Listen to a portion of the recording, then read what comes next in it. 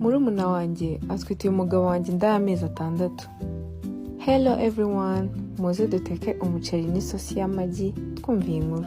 Njye n'umugabo wanjye twashakanye imyaka 5 ishize. Twubatse urugo rwacu rushingiye ku rukundo n'icyizere gikomeye. Ikintu kimwe gusa nicyo cyaduteraga agahinda. Buri munsi iyo myaka yari ishize tudashobora kubona umwana.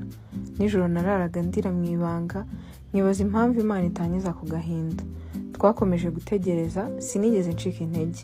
Nakomezaga gusenga no kwizera Imana, kandi cyankomezaga kurushaho nuko umugabo wanjye yahoraga ari iruhande rwanjye, anyereka ko turi kumwe muri urwo rugamba, kandi katazigera ntererana.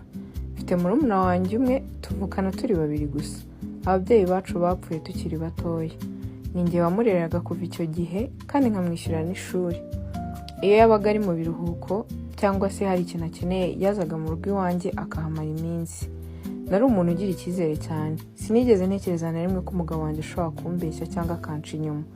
Kandi sinigeze na rimwe ngerageza kureba muri telefone ye. Mu by'ukuri nta mpamvu nimwe nari mfite yo kumukekaho ikintu icyo ari cyo cyose. Nyuma gato y'ibintu byaje guhinduka. Yagiye mu rugendo rw'akazi, agaruka ameze ukundi kuntu. Yari yarahindutse cyane. Atangira gushyiramo distance hagati yanjye nawe buhoro buhoro. Yaburaga n'umwanya wo kuvugana nanjye, agahora afite ibintu ahisha, kandi akagaragara nk'umuntu ufite ikibazo ariko adashaka kumbwira. Nagerageje kumubaza inshuro nyinshi, ariko yanga kumbwira ikibazo afite. Uko iminsi yagendaga ishira niko umutima wanjye warushagaho kugira impungenge. Umunsi umwe, kubera guhangayika no gushaka kumenya ukuri, nafashe umwanzuro wo kureba muri telefone ye. Icyo nabonye cyanshenguye umutima ku buryo ntigeze ntekereza. Nasanzeho message nyinshi hagati yiwe na murumuna wanjye. Baganiraga rwihisha, yamwohererezaga amafaranga buri cyumweru, ariko icyambabaje kurushaho nuko nasanze murumuna wanjye atwite inda y'amezi 6, kandi iyo nda yari y'umugabo wanjye. Nagize ngo ndi kurota. Nakomeje gusoma izo message, mbona umugabo wanjye yamusabye guhisha iyo nda kugeza igihe azabyarira. Bombi baramaze no gutegura uko azajya kubyarira hanze y'igihugu. Umugabo wanjye yamusezeranyije ko azamugeraho vuba, kandi ko azaba iruhande rwe kugeza umwana avutse. Muri ako kanya numvishe isi ndangiriyeho. Numva sinzi icyo nakora. Sinari nzi uwo nabanza kurira hagati y'umugabo wanjye cyangwa se murumuna wanjye, kuko nibo bantu nari mfite mu buzima bwanjye kandi nizera. Ikimbabaza kurusha byose ntago ari uko umugabo wanjye yanciye inyuma, ahubwo ikimbabaza nuko ibyo yabikoze hamwe n'umuntu nahoraga ntekereza ko atazigera ntera igikomere nk'icyo mu buzima bwanjye.